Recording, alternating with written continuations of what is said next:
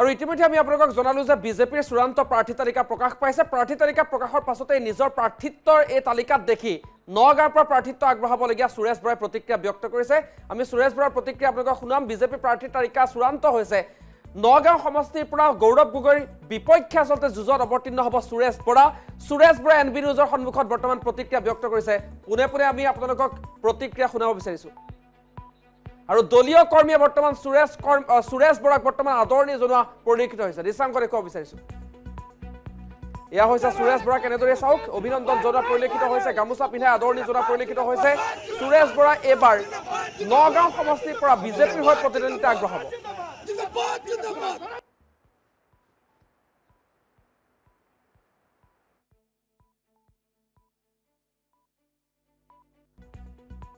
চাওক আমাৰ ৰণনীতি এটাই যে আমি মোদী ডাঙৰীয়াই ভাৰতৰ ৰাইজৰ কাৰণে অসমৰ ৰাইজৰ কাৰণে যি কাম কৰিছে বিজেপি দলে যি কাম কৰিছে বিশেষকৈ আমাৰ সকলোৰে প্ৰিয় জননেতা অসমৰ মুখ্যমন্ত্ৰী ডক্টৰ হিমন্ত বিশ্ব শৰ্মা ডাঙৰীয়াই অসমৰ কাৰণে যি কৰিছে এই কথাবিলাকে আমাৰ মূল ইস্যু হিচাপে আমি ৰাইজৰ মাজলৈ লৈ যাম আৰু আজি আপোনালোকে দেখিছে ইয়াত এতিয়া আমি এখন সভাৰ সন্মুখতে আপোনালোকে আমাক এটা বাইট লৈছে বা আপোনালোকে আমাক সাক্ষাৎকাৰ লৈছে গতিকে চাওক বিপুল মানুহে সন্ধ্যা সময়ত আছে আৰু এটা মাইনৰিটি অধ্যুষিত অঞ্চল গতিকে ইয়াৰ পৰাই প্ৰমাণ হৈছে যে আমাৰ নগাঁও লোকসভা জয় হ'ব আৰু ইয়াৰ পৰাই ভগৱানৰ ওচৰত আমি প্ৰাৰ্থনা জনাইছোঁ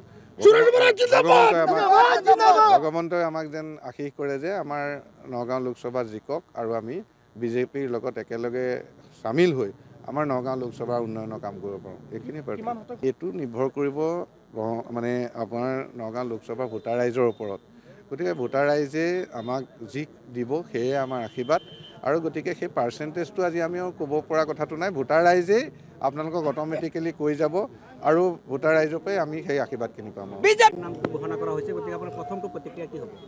প্ৰথম প্ৰতিক্ৰিয়া হিচাপে মই প্ৰথমতে বিজেপি দলৰ আমাৰ ভাৰতৰ বৰ্তমান প্ৰধানমন্ত্ৰী শ্ৰীযুত নৰেন্দ্ৰ মোদী ডাঙৰীয়াক মই ধন্যবাদ জনাইছোঁ লগতে আমাৰ অমিত শ্বাহ ডাঙৰীয়া নাড্ডা ডাঙৰীয়া আৰু বিশেষকৈ অসমৰ মুখ্যমন্ত্ৰী ডক্টৰ হিমন্ত বিশ্ব শৰ্মা ডাঙৰীয়াক মই ধন্যবাদ জনাইছোঁ যে এইখিনিতে মই পীযুষ হাজৰিকা ডাঙৰীয়া জিতু গোস্বামী ডাঙৰীয়া ৰূপক শৰ্মা ডাঙৰীয়া এখেতসকলক মই ধন্যবাদ জনাইছোঁ যে তেখেতসকলে মোক যে নগাঁও লোকসভাৰ কাৰণে টিকটটো দিছে তাৰ বাবে মই চিৰকৃতজ্ঞ তেখেতসকলৰ ওচৰত আৰু এতিয়াই মানে এই স্থানৰ পৰাই নগাঁও লোকসভাৰ ভোটাৰ ৰাইজক মই হাতজোৰ কৰি প্ৰাৰ্থনা কৰিছোঁ যে অঞ্চলৰ উন্নয়নৰ কাৰণে আৰু ল'ৰা ছোৱালীৰ ভৱিষ্যতৰ কাৰণে নগাঁও লোকসভা ভোটাৰ ৰাইজে এইবাৰ বিজেপিৰ আমাৰ কেণ্ডিডেটক পদুম ফুলৰ চিনত ভোট দিবলৈ মই